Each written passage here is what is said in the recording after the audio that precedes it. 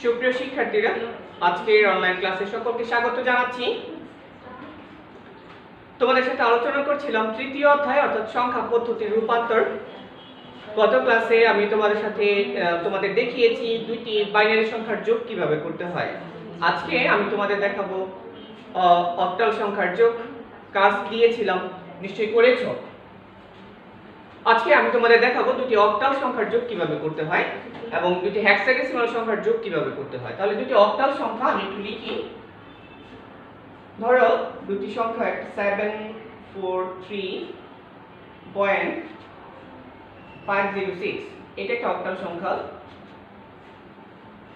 এবার আরেকটা অক্টাল সংখ্যা আমি লিখি 635.532, এটা একটা অক্টাল সংখ্যা।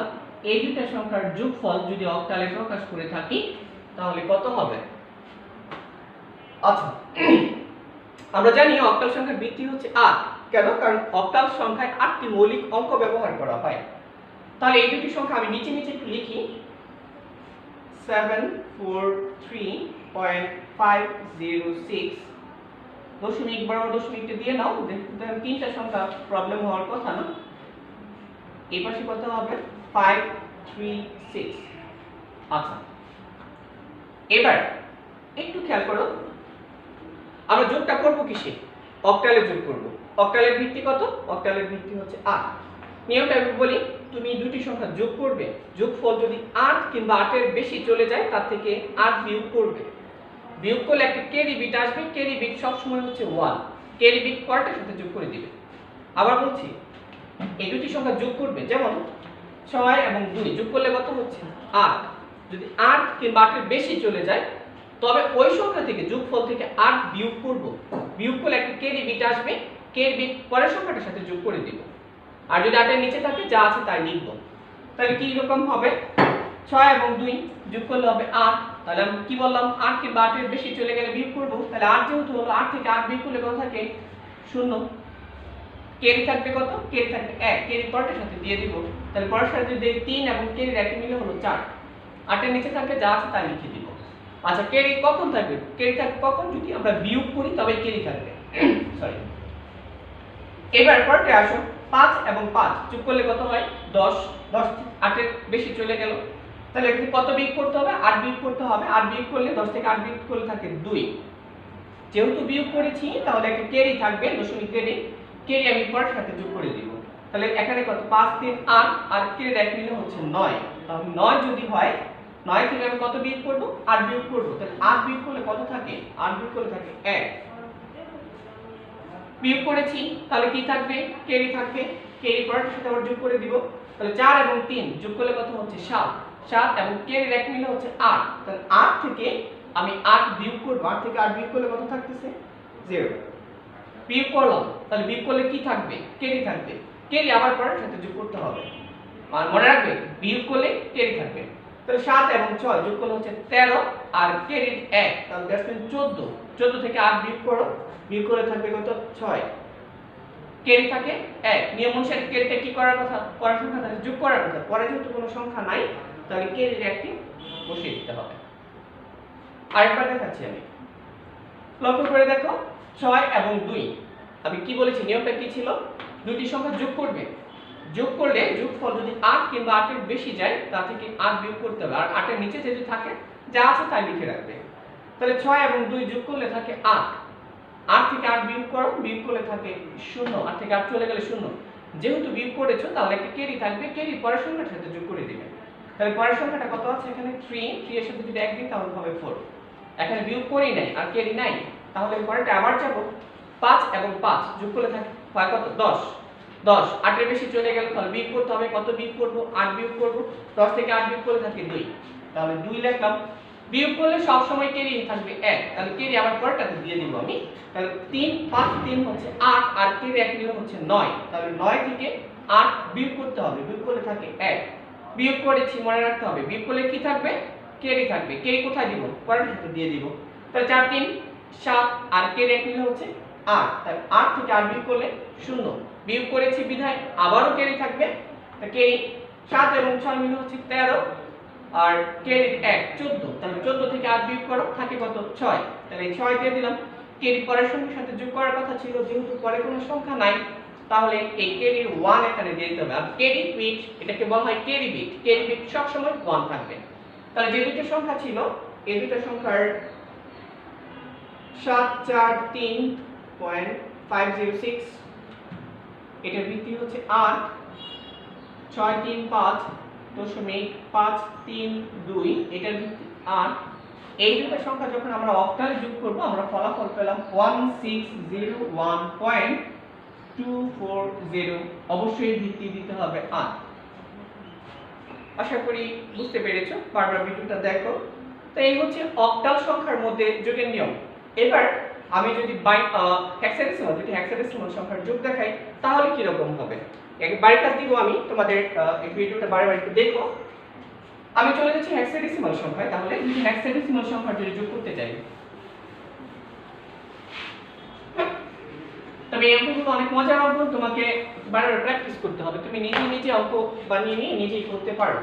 আচ্ছা, হেক্সাডেসিমাল সংখ্যায় চলে যাচ্ছি আমি। হেক্সাডেসিমাল জানো a b c d এই সংখ্যাগুলো থাকে A56.D E2। ধরো আমি এটা দিলাম, এটার ভিত্তি হচ্ছে 16 প্লাস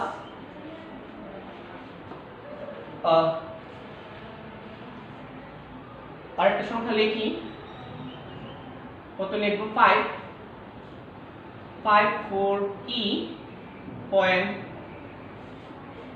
C24 লিখি। আচ্ছা, এটার ভিত্তিও 16।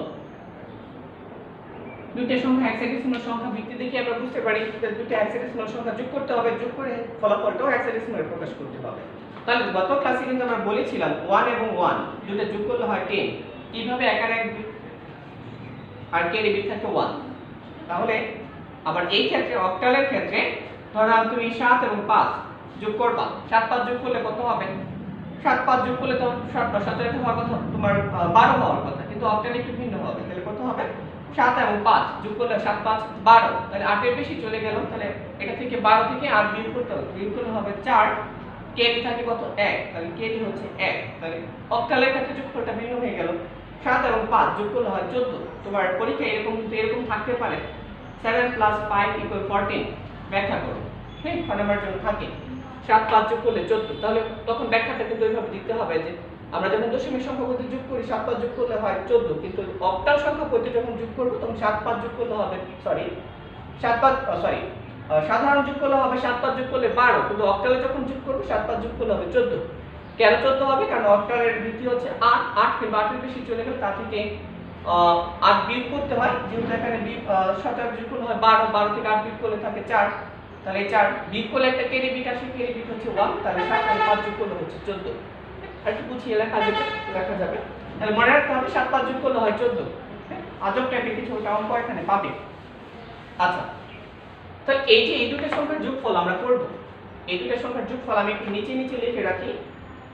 A56.DE2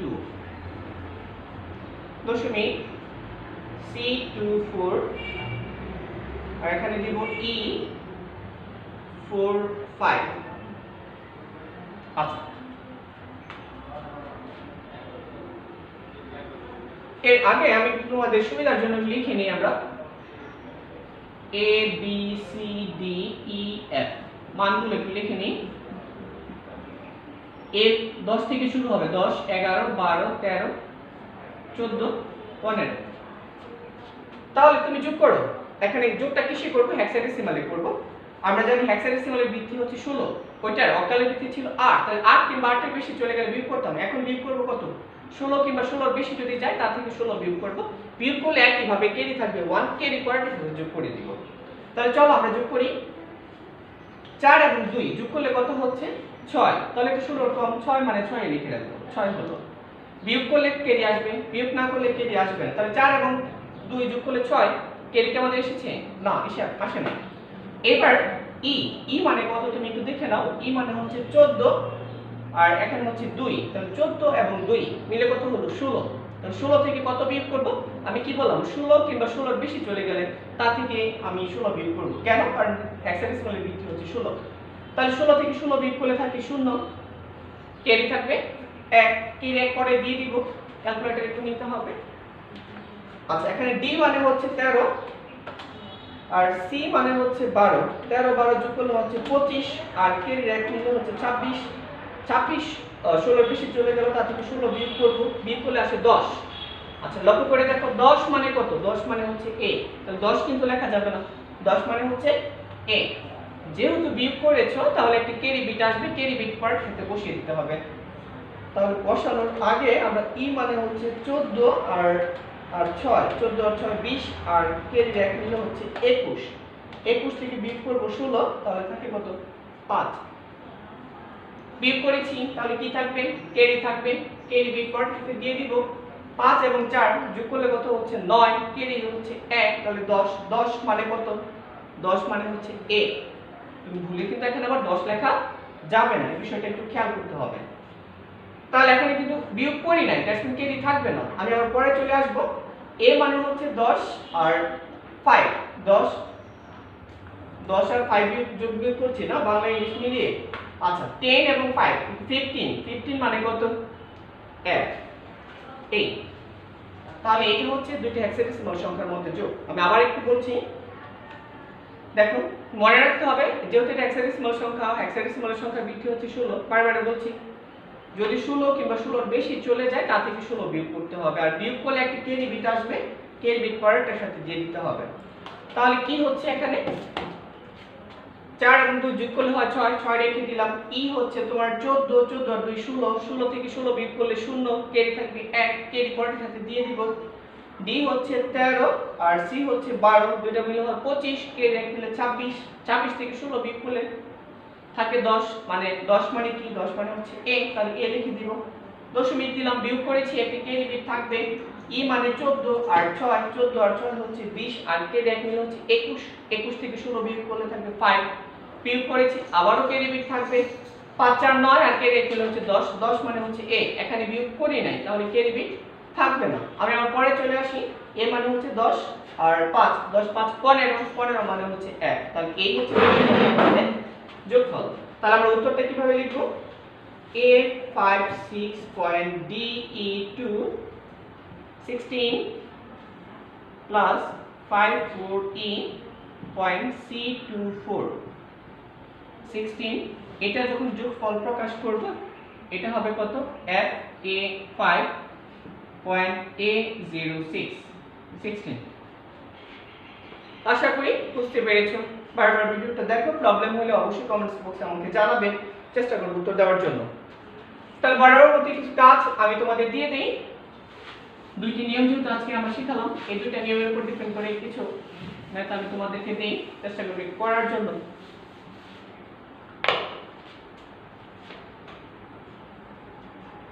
(7426.507) একটা অক্টাল সংখ্যা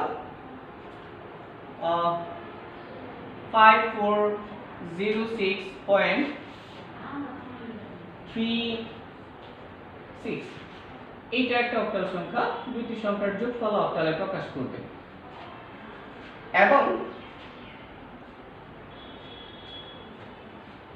F2D পয়েন্ট CB3 দেখা যাচ্ছে নিশ্চয়ই 16, এই সংখ্যার সাথে যোগ করব